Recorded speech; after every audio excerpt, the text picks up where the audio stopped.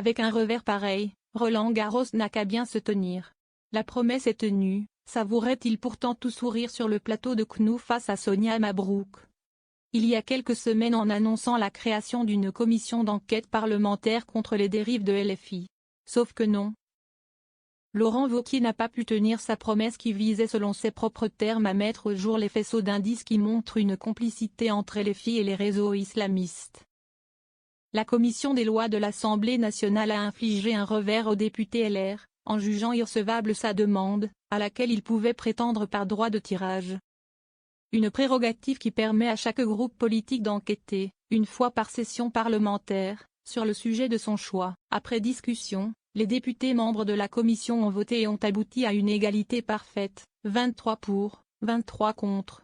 Résultat, l'égalité fait que la proposition est jugée non recevable, a conclu le président de la commission Florent Boudier. Au moment des discussions, comme le relaient nos confrères de LCP, Léa Balagel-Mariki, écologiste et sociale, rapporteur de la recevabilité, estimait que la demande du Rhône-Alpin ne remplissait pas plusieurs critères dont celui sur la précision des faits et celui sur l'absence d'empiètement sur des procédures judiciaires en cours. Depuis, les députés LFI savourent. Et les deux proches de Jean-Luc Mélenchon devraient vraisemblablement faire référence à lourde défaite de Laurent Wauquiez contre Bruno Retailleau pour prendre la tête de LR, en ajoutant un « décidément pas ton année ».